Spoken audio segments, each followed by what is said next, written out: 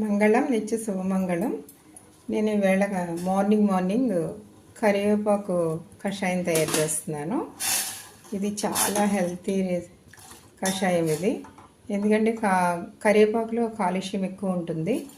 Morning ఇది తాగితే మాత్రం చాలా బాగుంటుంది. ఇందులో ఏంటంటే మనం కొంచెం మరగబెట్టుకున్నాక దీన్ని కొద్దిగా సాల్ట్, ఎంత వద్దు, కొంచెం వేసుకోండి.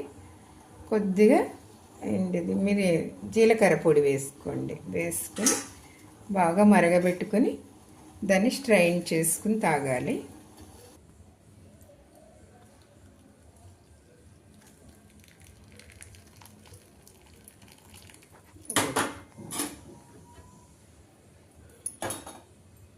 ఇదిగో రెడీ అయిపోయింది